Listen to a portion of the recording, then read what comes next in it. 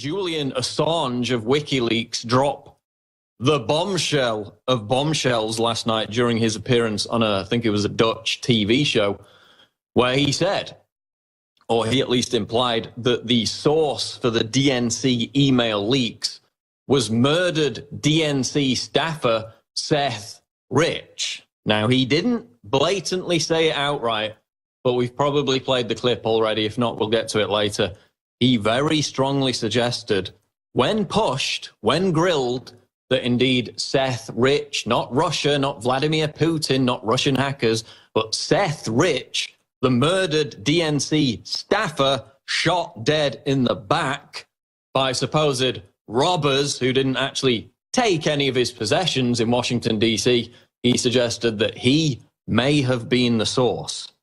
Obviously, that is very disturbing information, given what we know about the Clinton body count. But of course, that's just another conspiracy theory, so we don't have to worry about it.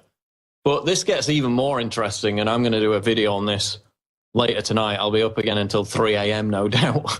But it gets even more interesting, and I don't think anybody's really picked up on this so far today.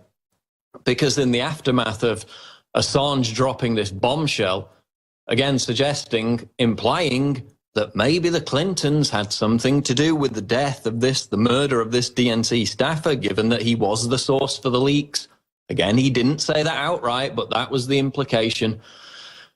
It's very interesting today if you look at WikiLeaks' Twitter page, because they've posted 2 tweets that directly relate to assassination. Now, the first is a video of former senior Hillary Clinton strategist Bob Beckel expressing his support that Julian Assange be assassinated. Let's go to that clip. I say the way to deal with this is pretty simple. We got special ops forces.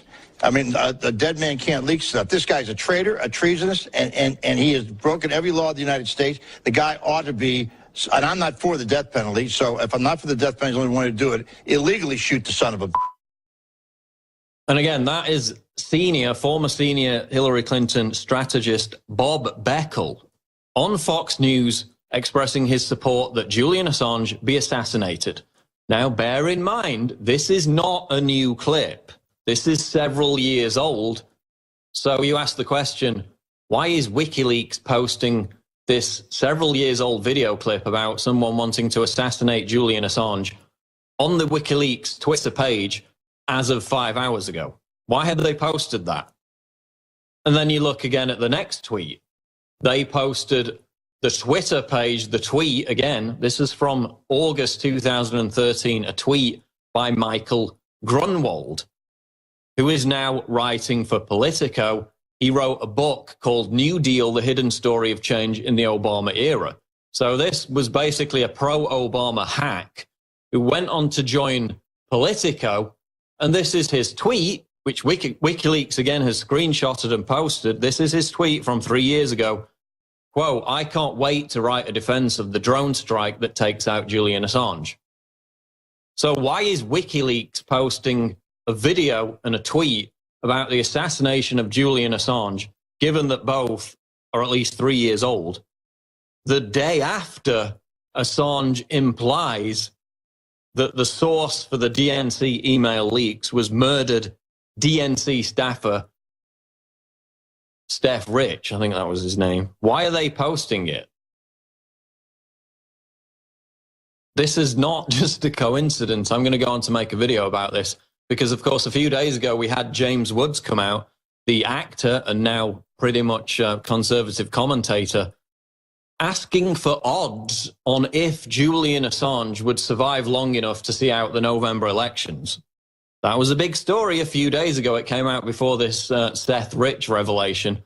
Him asking, given that Assange has promised to release more emails, again, exposing Hillary Clinton's ties to founding, to transferring weapons to ISIS, her connection with Lafarge, the French company that, again, has given money directly to ISIS, more emails regarding to the corruption of the Clinton Foundation, more emails regarding vote rigging, election fraud, all that is promised. That's all in the pipeline from WikiLeaks.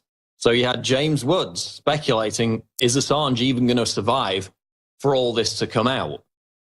And people say, well, you know, if they take out Julian Assange, then everything would still get released. You know, he's merely the head of the organization. Wikileaks is a large organization. They're going to have other people who will get the information out. While that's true, Assange is such a figurehead. I mean, look at who does all the interviews. Look at who gets all the media attention. It's Julian Assange. He basically is WikiLeaks. So yes, the information might still come out, but it would get nowhere near the traction that it does with Assange as the figurehead pioneering the release of all this damning information about Hillary Clinton. Again, much more information, many more revelations in the pipeline, according to Assange himself.